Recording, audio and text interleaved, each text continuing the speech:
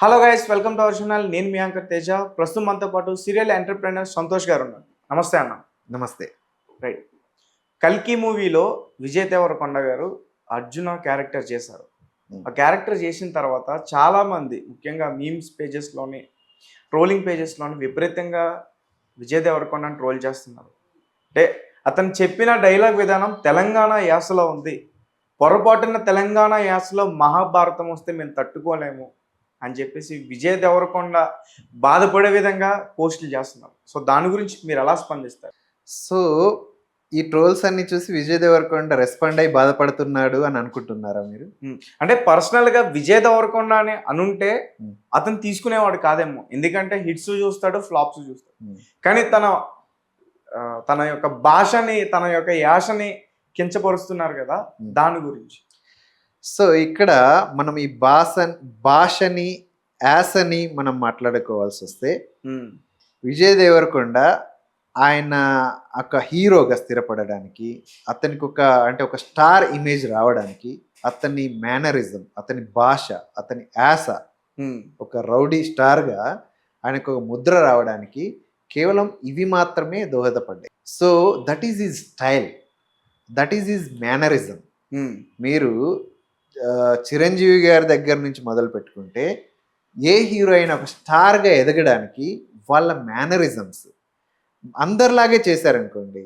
ఇప్పుడు ఒక క్యారెక్టర్ ఉంది, ఎవరైనా చేస్తారు, విజయ్ దేవరకొండ చేస్తాడు అని అనుకుంటే విజయ్ దేవరకొండనే ఎందుకు చేయాలి?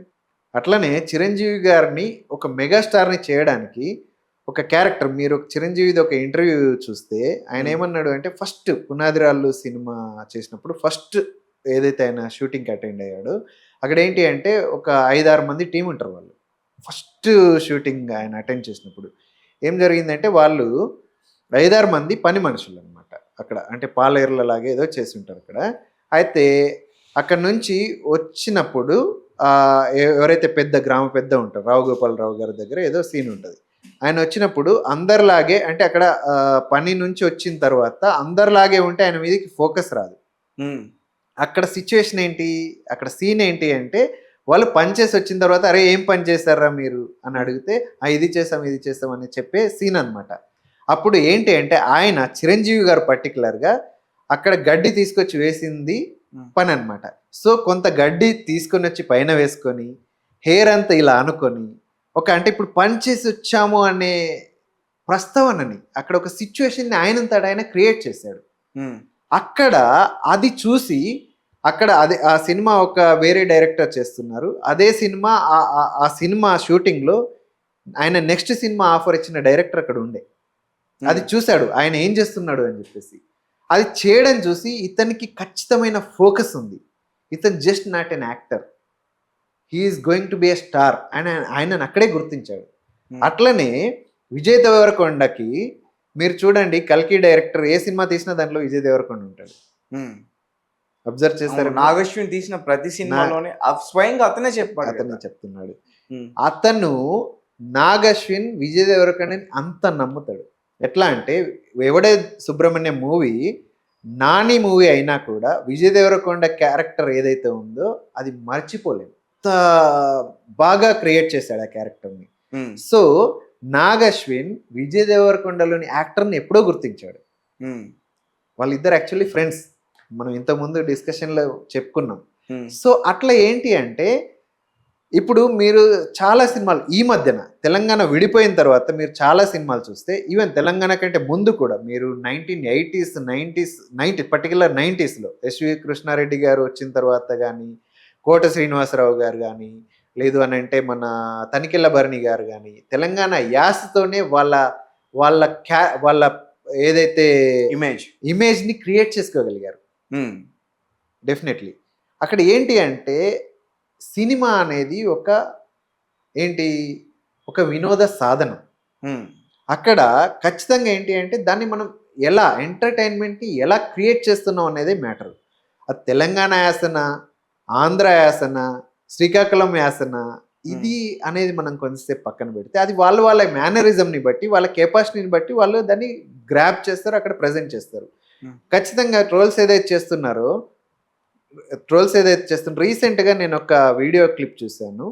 ఒక సింగిల్ సాంగ్లో Hmm. ఏంటంటే తెలంగాణ యాసలోనే ఆ సాంగ్ ఉంది. నేను మీకు ఆ లింక్ షేర్ చేస్తాను చూడండి. అందులో ఏంటి అంటే ఒక సాంగ్లో మొత్తం మహాభారతం చెప్పేశారు. ఏంటి అంటే ఒక ఆ, ఒక ఒక ఏది మన వెబ్ సిరీస్ మూవీ అది. Hmm. ఓకే, దాంట్లో ఏం చేశారు అని అంటే వాళ్ళు స్టేజ్ ఆర్టిస్టులు అనమాట. ఒక ట్రూప్ ఉంటుంది. Hmm. ఆ ట్రూప్లో వాళ్ళు మాట్లాడుకుంటుంటారు. దాన్ని ఒక సాంగ్ లాగా చేశారు. అక్కడ ఏంటి అంటే కృష్ణ ఇది నా పరిస్థితి ఏంది అని అనేదాన్ని తెలంగాణ యాసలో ఒక సాంగ్ని చేశారు. ఆ సాంగ్ మొత్తంలో మొత్తం మహాభారతాన్ని చెప్పేశారు. Hmm. అట్లాంటివి చాలా సినిమాల్లో కొన్ని స్టేజ్ పర్ఫార్మెన్సెస్లో తెలంగాణ యాస కానీ లేదు అంటే శ్రీకాకుళం యాసతో కానీ చాలా చేశారు.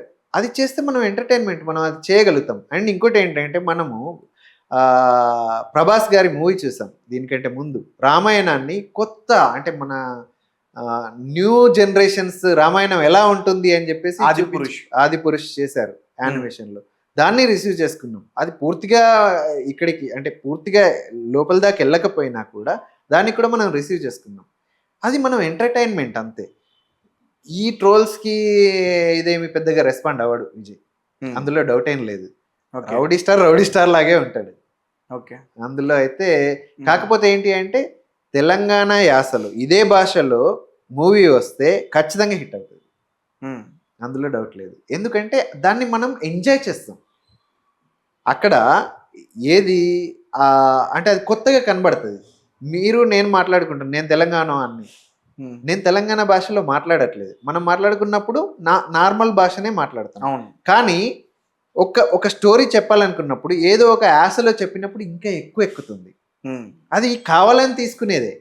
సో ఆయన అదే కంటిన్యూ చేస్తాడు. ఒకవేళ తెలంగాణ యాసలో ఒకవేళ ఒక మూవీ భారతం వస్తే కూడా ఖచ్చితంగా పెద్ద హిట్ అవుతుంది. అది అందరూ రిసీవ్ చేసుకుంటారు.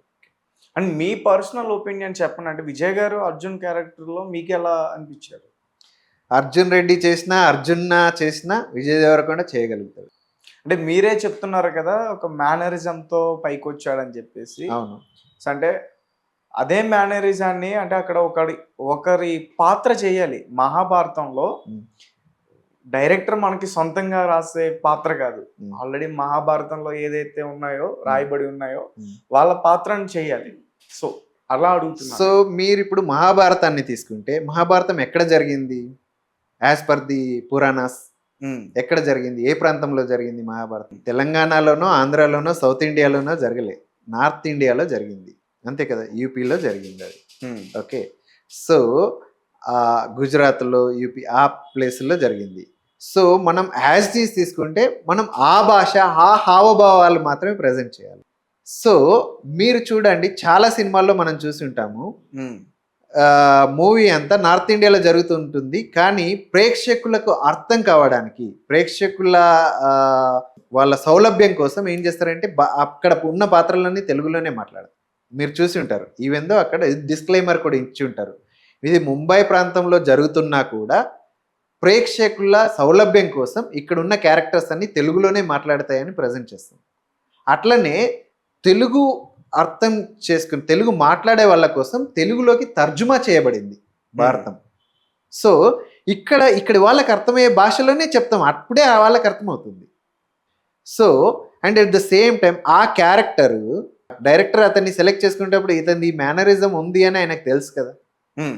సెలెక్ట్ చేసుకున్నప్పుడు డెఫినెట్లీ డైరెక్టర్ అంత పెద్ద movie, it is a big budget movie, around 600 to 700 crores movie, ఒక చిన్న 10 minutes క్యారెక్టర్కి ఒక చిన్న మిస్టేక్ చేసే అవకాశమే లేదు. ఒక్కవేళ ఆయనకి ఇదే మేనరిజం ప్రజెంట్ చేయాలి అంటే Vijay Deverakonda natural mannerism natural style కాకుండా వేరే అంటే సినిమాకి ఇంకొక కొత్త ప్రెజెంటేషన్ కావాలి అని అనుకుంటే డైరెక్టర్ ఖచ్చితంగా అది పికప్ చేసేవాడు విజయ్ దేవరకొండ నుంచి. కానీ ఇది ఎస్ ఇట్ కెన్ గో అని అనుకున్నాడు కాబట్టి అలా వచ్చింది.